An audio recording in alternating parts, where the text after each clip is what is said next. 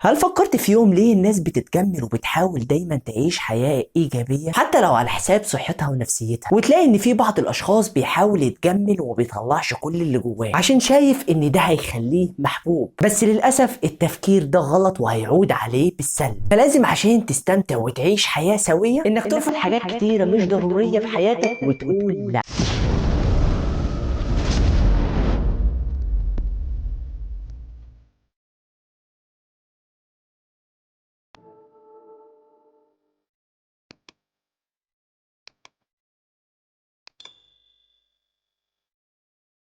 السلام عليكم ورحمة الله وبركاته، أنا إسلام أسامة وأنت تتفرج على القناة. فهمني فكرة القناة نقرأ كتاب وافهمه بحيث إن نوصل لك تجربة أشخاص وصلوا لمكانة معينة وبيحاولوا يسهلوا عليك الطريق.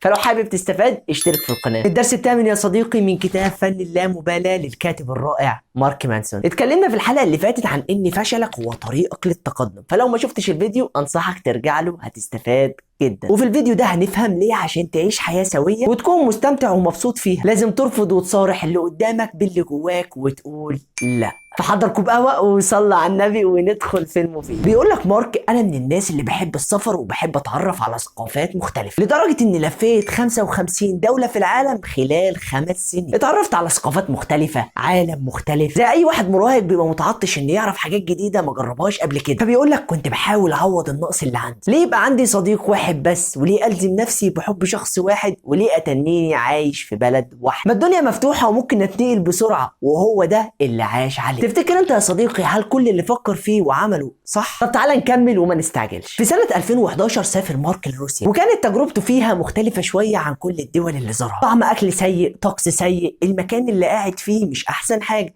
والاسعار غاليه. حتى الناس اللي في الشوارع محدش فيهم بيبتسم وعندهم صراحه مطلقه. فكان قاعد مع فتاه روسيه في احد المقاهي، فبيقول لك بعد 3 دقايق من كلامي معاها لقيتها بتقول لي: انت كلامك غبي. في صراحه اكتر من كده؟ ده بيفكرني لما اكون قاعد مع اختي في ساعه سفر وكل اللي جوانا نقوله لبعض، وفجاه تقول لي: انت غبي وما بتفهمش. اقول لها انا، تقول لي: اه انت. وانت عارف طبعا ايه اللي بيحصل بعدها. المهم بيقول لك انا سمعت الكلمتين دول دماغي عملت ايرور. هي بتقول ايه؟ هي واعيه باللي بتقوله، بس اكتشفت ان دي هي طريقتهم. مفيش حاجه اسمها بتظاهر بحاجه مش جوايا. يعني لو انا بحبك هقول بحبك، بكرهك هقول لك بكرهك، كلامك مش عاجبني هقول لك في وشك مش عاجبني، ومش هتظاهر. وده بصراحه اللي بحاول اتعامل بيه مع اي حد دلوقتي طالما هو نابع من جوايا. بس لو شفت ان ده هيحرجه بلتزم الصمت. من الاخر ما بحاولش اجامل، لاني بشوف ان ده بيفقد الثقه فيا وفي اللي قدامي. فبيقول لك بدات احس اني مهاجم من كل ناحيه ومش حاسس بالامان، وبعد فتره خلاص اتعودت على الصراحه الروسيه، ودي كانت بمثابه حريه بالنسبه ليا. حلوه حريه معليه دي. شخص مكبوت ما بيقدرش يقول كل اللي جواه عشان المشاعر والمظاهر، لشخص يقدر يقول كل اللي جواه من غير ما يخاف او يعمل لكلمته حساب. وده اللي حسنا عليه الرسول صلى الله عليه وسلم. فبيقول عن ابن مسعود قال: قال صلى الله عليه وسلم: عليكم بالصدق فإن الصدق يهدي إلى البر وإن البر يهدي إلى الجنة، وما زال الرجل يصدق ويتحرى الصدق حتى يكتب عند الله صديقا، وإياكم والكذب فإن الكذب يهدي إلى الفجور وإن الفجور يهدي إلى النار، ما زال الرجل يكذب ويتحرى الكذب حتى يكتب عند الله كذابا.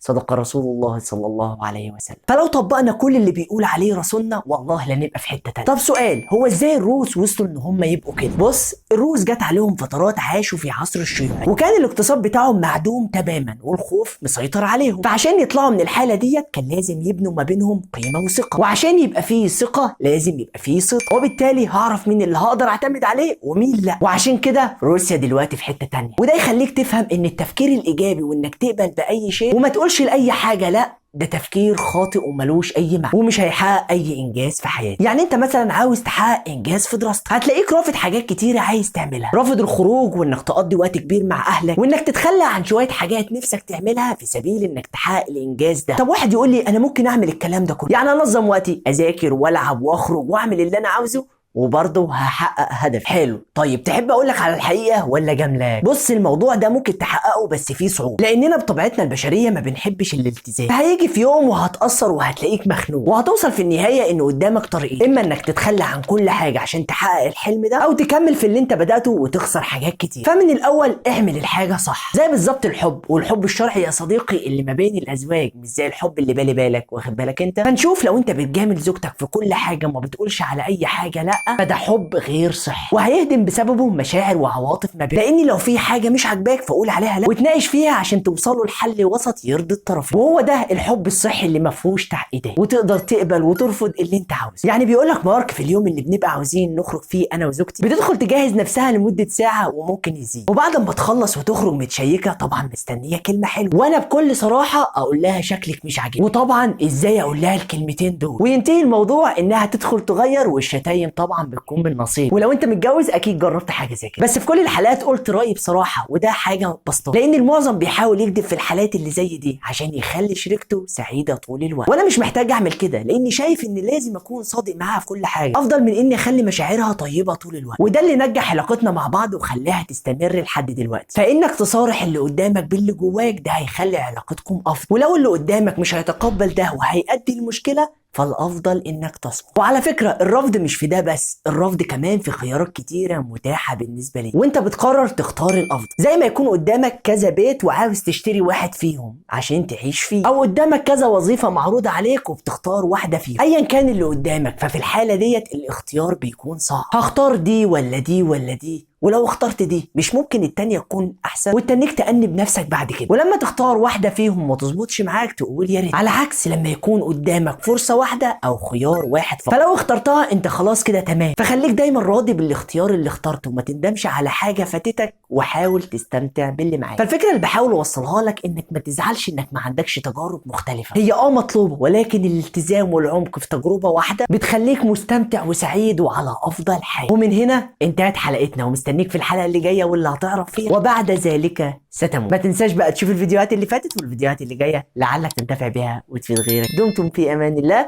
والسلام عليكم ورحمة الله وبركاته.